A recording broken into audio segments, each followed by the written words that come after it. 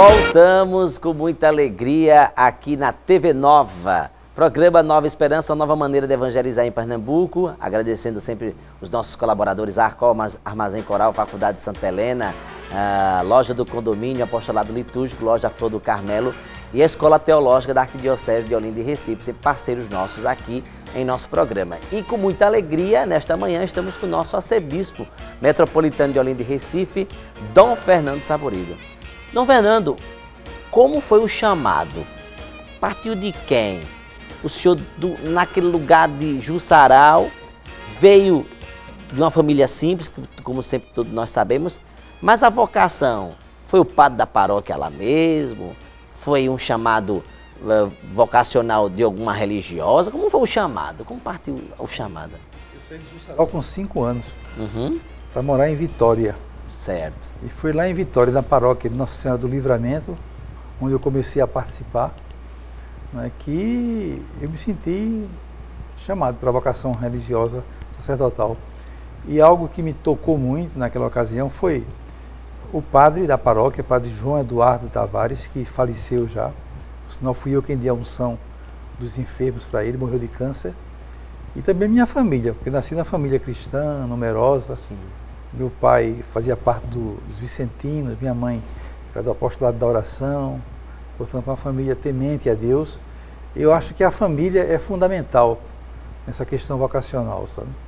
Porque quando o jovem, o adolescente desperta para a vocação e recebe o estímulo da família, então isso faz a diferença.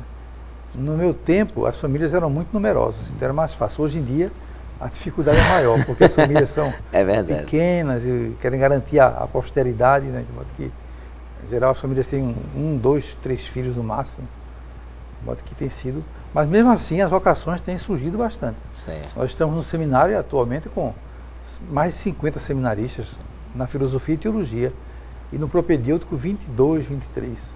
De modo que é um bom número aqui para a Arquidiocese. Esse ano, por exemplo, nós vamos ordenar 9 novos sacerdotes. Isso mesmo. Agora no mês de dezembro, dia 17. De modo que as vocações estão aí, né, prosperando, graças a Deus, porque a nossa Arquidiocese é muito grande e precisa de gente para trabalhar pelo reino de Deus, né, de sacerdotes que possam realmente liderar as paróquias e fazer esse trabalho bonito de evangelização. Ô, Dom Fernando, como partiu ser monge? A ideia de querer, porque existe o carisma de ser um sacerdote, mas escolheu uma ordem religiosa, né? Porque o senhor ainda entrou no seminário diocesano ainda, foi? Mas depois partiu para ser monge beneditino. Foi a partir de quê? É porque eu comecei a minha formação religiosa logo durante e depois do Concílio Vaticano II. E quando terminou o concílio, em 64, 65, por aí, então Dom Helder veio para Recife com muitas ideias e resolveu, então, mudar toda a sistemática da organização vocacional. E resolveu colocar os formandos, né, os seminaristas, mais próximos do povo, né? Então, o seminário maior, ele criou umas comunidades de periferia, colocou lá os seminaristas, e resolveu dissolver e acabar com o seminário menor. Certo. Então, eu era do menor ainda, naquele tempo, estava concluindo o ensino médio. Né? E então foi quando eu comecei a frequentar um centro vocacional com o padre José Edivaldo Gomes, que faleceu recentemente. Sim. Mas a coisa foi acabando naturalmente, e depois eu conheci o Mosteiro de São Bento, por acaso, porque eu fui lá visitar Dom Marcos, que é meu primo, né? E conheci o Mosteiro de São Bento e fiquei realmente muito interessado pela vida monástica. E fiquei de tal forma assim, envolvido com a vida monástica que até pensei em não ser mais padre, mas ser apenas monge. Porque entendi na ocasião que o monaquismo exige isso, uma vez que o sacerdócio ele puxa muito para fora. Então a vida monástica é uma vida mais contemplativa, etc. Mas depois aceitei ser padre porque o abade, na ocasião, Dom Basílio Penido, me pediu, porque estavam precisando de padres no seminário, e depois de fazer o curso de filosofia e teologia, então me ordenei lá no Mosteiro de São Bento, e comecei a minha vida aí. Que maravilha. E começou trabalhando na paróquia aqui, na área da TV Nova, Ouro Preto, né? Foi o tempo que o senhor mais passou a paróquia aqui em Recife, em Ouro Preto, São Lucas. Foi. Isso foi um detalhe a mais, né? Porque, de fato, não é comum que monges assumam paróquias. Pois é. Mas quando Dom Helder deixou a arquidiocese, tornou-se emérito, então muitos padres que estavam aqui em Recife estavam por conta do carisma de Dom Helder. E alguns foram embora, e ficou uma carência de padres muito grande, sabe? E Dom José apelou para as congregações religiosas para suprir a necessidade. E o Mosteiro de São Bento, lá em Olinda, assumiu 2 paróquias, Nossa Senhora de Guadalupe e São Lucas, em Ouro Preto. E eu fui um dos indicados para ficar à frente dessas paróquias. Até um tempo fiquei nas 2, simultaneamente. E aí eu comecei essa minha vida pastoral. Mais adiante, Dom José me pediu para ser vigário-geral. Eu falei com o abade na época, o abade concordou. Então assumi como vigário-geral e fui crescendo. Depois veio o chamado para o episcopado. Maravilha. Estamos conversando com Dom Fernando Saburi, da Arcebispo Metropolitano de Olinda e Recife. Dom Fernando, muitas dioceses e arquidioceses têm, eu costumo falar de a menina dos olhos, né, de alguns bispos. Tem bispos ligados à comunicação, tem bispos ligados à educação, outros na linha de saúde, né? Então, e a CNBB, ela tem várias comissões, né? E eu percebo que o senhor tem se desdobrado o máximo com a Fazenda da Esperança, né? E posso dizer que a Fazenda da Esperança é a menina dos olhos do arcebispo de Olinda e Recife, Dom Fernando Saburi, porque é uma necessidade ampla para atender a tantas famílias que estão, infelizmente, sofrendo eu posso dizer que é o mal do século, as drogas. Podemos dizer que é uma preocupação árdua, Dom Fernando? Eduardo, quando eu estava em Sobral, como bispo diocesano, eu tive a oportunidade de fundar lá em Sobral uma Fazenda da Esperança. E sempre sofri muito com a situação das famílias, né, que vivem preocupadas, porque não tem como solucionar o problema dos filhos que estão envolvidos com drogas.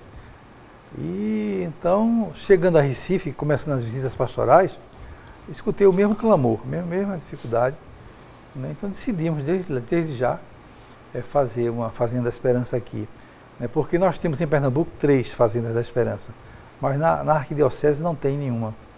E aqui é a área metropolitana, que a população é maior, de modo que eu acho que é necessário que faça uma Fazenda da Esperança masculina, como estamos concluindo agora, e uma feminina também, que será futuramente, se Deus quiser, lá em primavera. Agora, já estamos aí com datas para começar o trabalho. Provavelmente no próximo ano, em fevereiro, vamos começar a missão, visitando as paróquias, etc. São pessoas, missionários, que vêm do Brasil inteiro para começar esse trabalho. E depois, dentre eles, alguns são escolhidos para ficar, não é? E pretendemos começar a obra, a missão, em março do próximo ano, não é?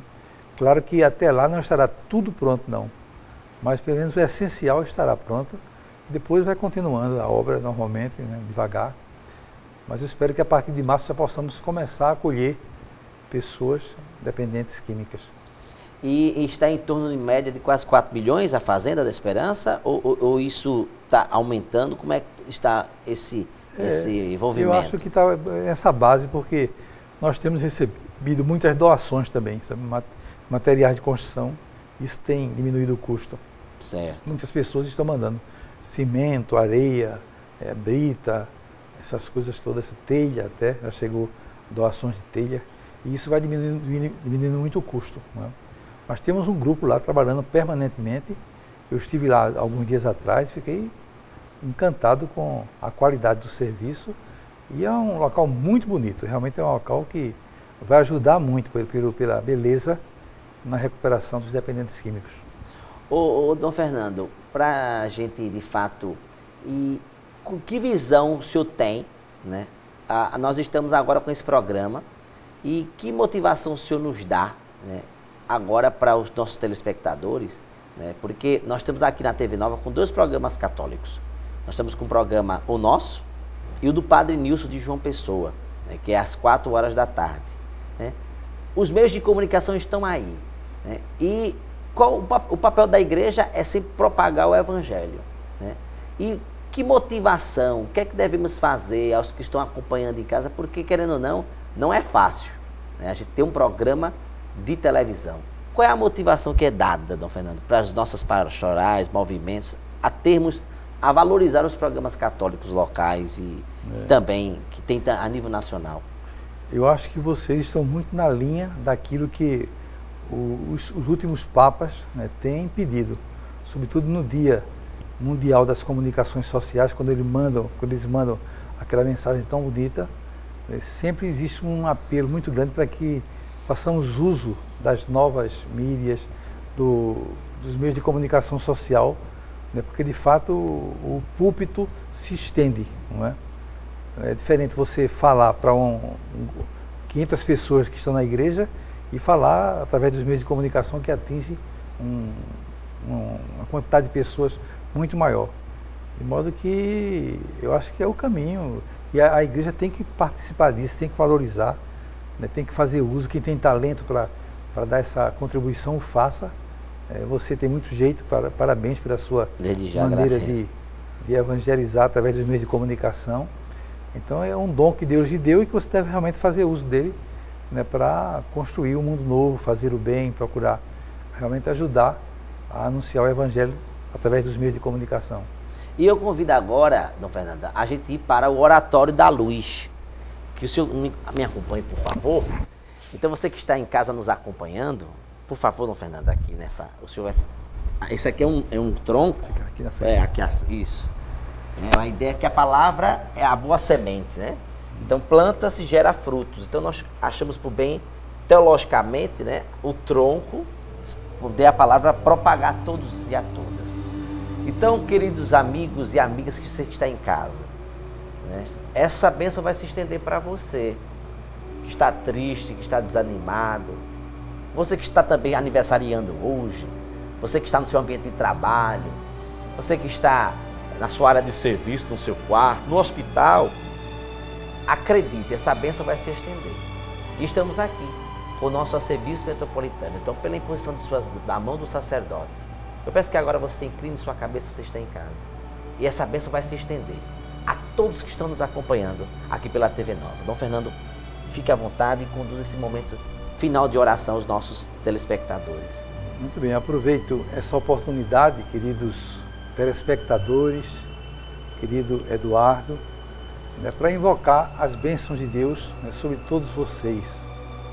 Nós falamos aqui vários assuntos importantes, a questão vocacional, a questão missionária, os desafios que a igreja vem enfrentando ultimamente em todas as áreas, em todos os setores, a questão ética, na política, na sociedade, quantas preocupações nós temos.